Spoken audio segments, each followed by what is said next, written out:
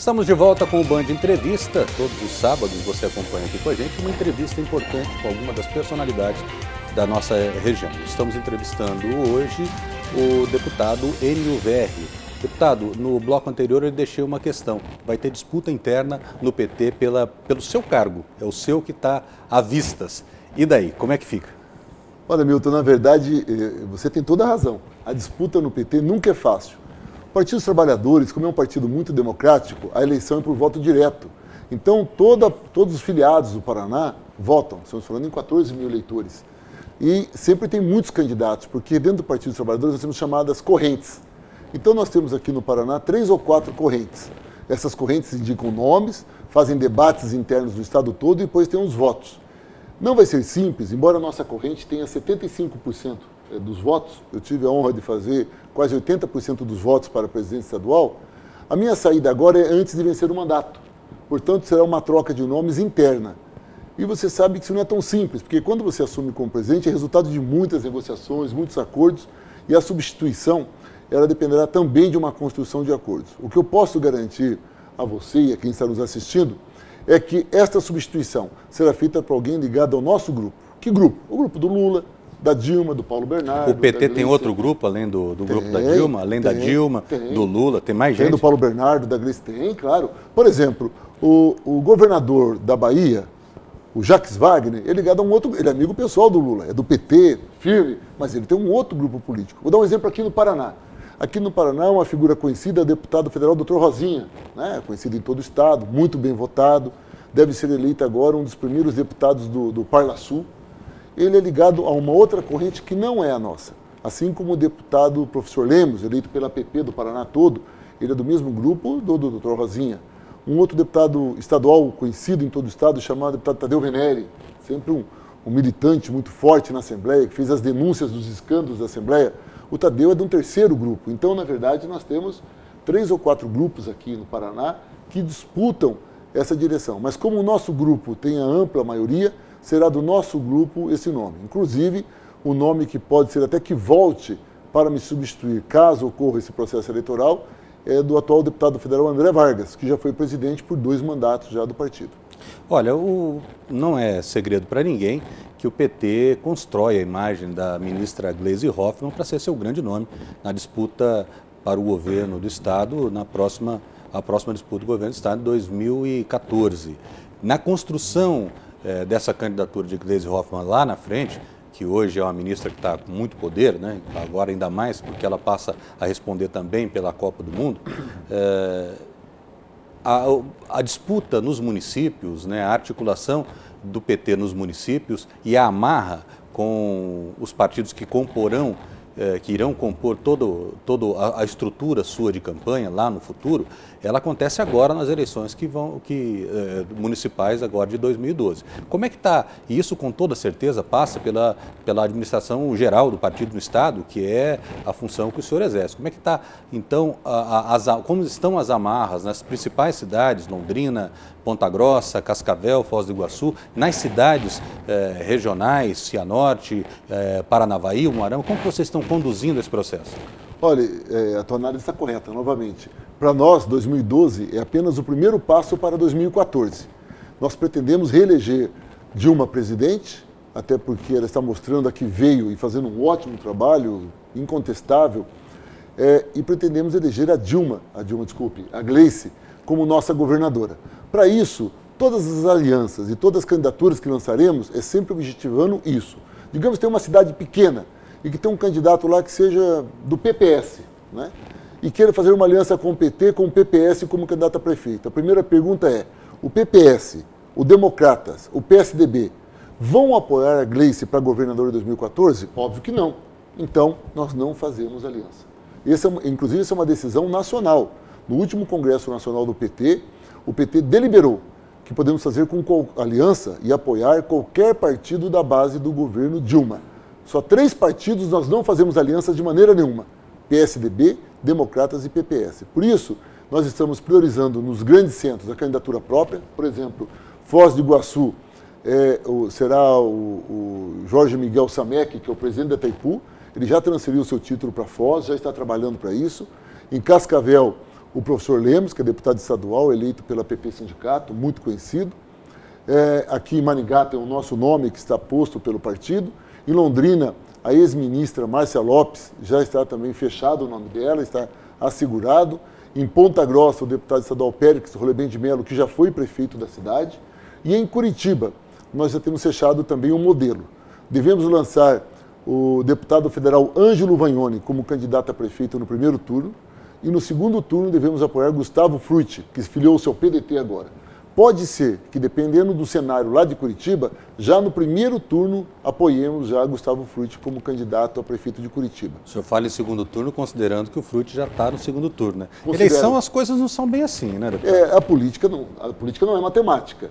Agora, não é preciso ser um grande analista político para saber que a disputa em Curitiba ficará muito concentrada entre o grupo do Beto Richa, na figura do Luciano Dutti, que é o atual prefeito, e na figura de alguém que seja eminentemente curitibano.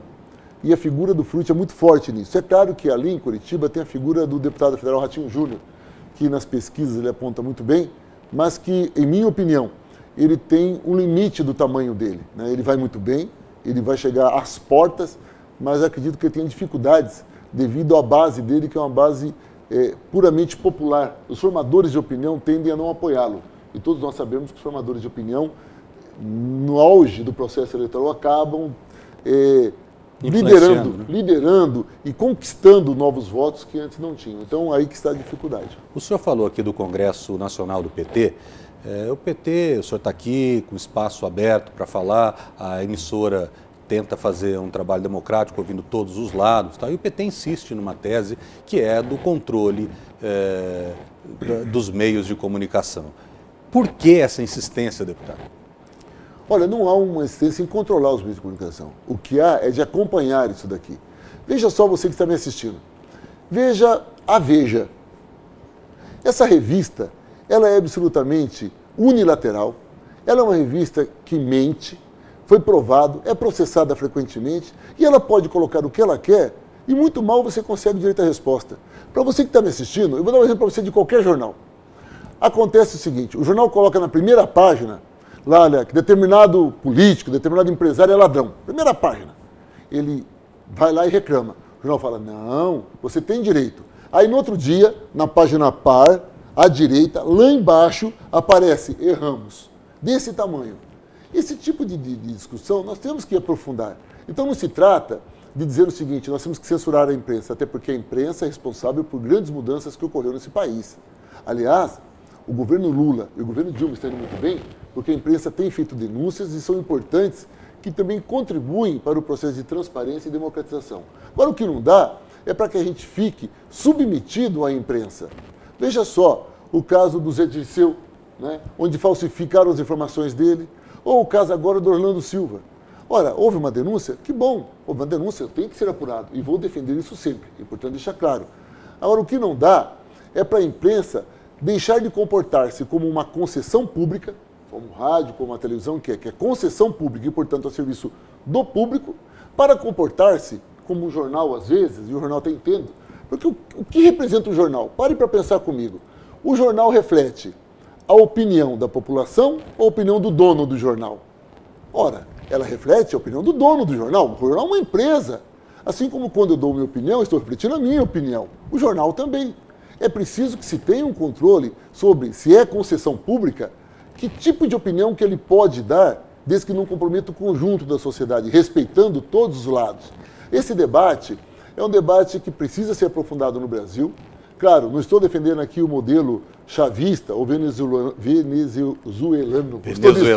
Difícil essa palavra, né? Mas um modelo chavista de que, desde que a televisão não nos elogie, então nós vamos lá e vamos interferir. Não, isso não pode. Mas, até deputado, porque a crítica é fundamental. Agora, ser instrumento dos interesses de grupos minoritários e privados, como sempre ocorreu no Nordeste, por exemplo, onde Antônio Carlos Magalhães era dono de todos os meios de comunicação, ou no Sarney, no Maranhão, que é dono dos meios de comunicação, ou como aqui na nossa região, que às vezes nem sempre é a opinião das pessoas que valem, mas assim o dono do veículo. Eu acho que temos que avançar nisso. Se avançamos em tanta coisa, por que não podemos avançar nisso também, não acham? Deputado, o senhor não acha que nós já temos um ordenamento que protege os excessos da mídia, que dá espaço, que permite, pela via ordinária, pela via judicial, todo esse controle? Mais do que isso, o maior controle é o controle remoto.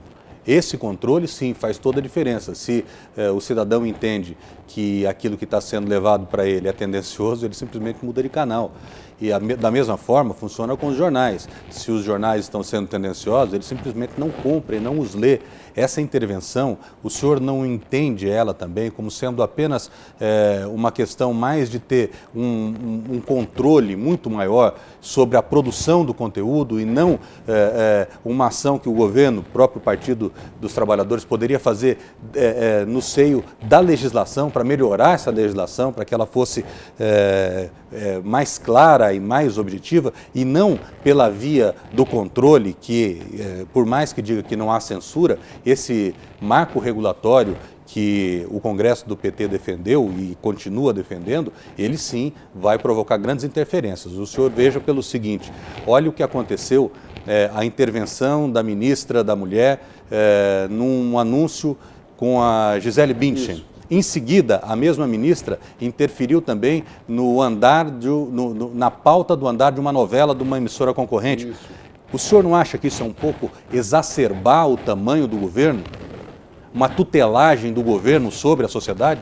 Olha, primeiro, Milton, é claro que exacerbar, por exemplo, é você dizer, isso sim é exacerbar, você dizer que a ministra tentou fazer isso, a ministra fez uma crítica, a imprensa tornou público isso, foi motivo de sátira do próprio mundo político, né? Ela ficou desacreditada, tamanha a preocupação dela. Até acho, particularmente, que a propaganda é sexista. Agora, vem cá, esse é um debate que devemos fazer em outras instâncias. Então, exacerbar é você acreditar que quando você põe limites, você está controlando. Nós não estamos controlando.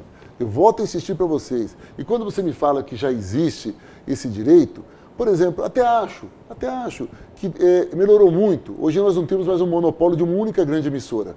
Diminuiu porque o controle remoto democratizou um pouco mais. Mas ainda, e eu não vou me sentir à vontade de citar nomes, mas ainda temos uma grande emissora que tem a maior parte da audiência, que a população mais simples vai dormir. Quando o seu repórter diz assim, boa noite, ele fala boa noite e vai dormir. Enquanto não fizer isso, ele não vai dormir. No interior do país é assim. E esse veículo determina a maneira de pensar das pessoas. Você acha que é justo você começar a ter valores morais, a ter as suas avaliações a partir do que pensa um determinado veículo de comunicação? O que você precisa é democratizar, permitir o avanço das emissoras comunitárias, das emissoras locais, dos debates locais. Isso é fundamental, isso é democratização. É o que nós estamos fazendo agora. Como está sendo feito aqui. Acabar com o monopólio, mas principalmente é preciso se caminhar para a construção da acessibilidade da democracia.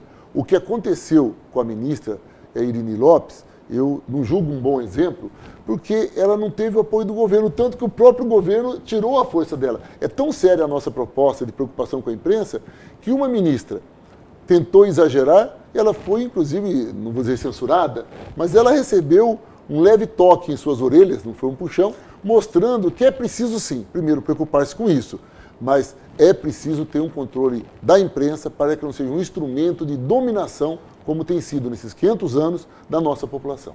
Deputado, infelizmente o nosso tempo acabou, nós vamos ter que voltar um outro dia para continuar essa conversa, que ela está muito interessante e com certeza o nosso espectador gostaria de saber um pouco mais do seu pensamento sobre questões assim. Nosso tempo acabou, nós voltamos no próximo final de semana e o convite, primeiro agradecendo o deputado NVR pela gentileza de nos atender e o convite para que você nos acompanhe no próximo final de semana. Até lá, muito obrigado, NVR. Obrigado.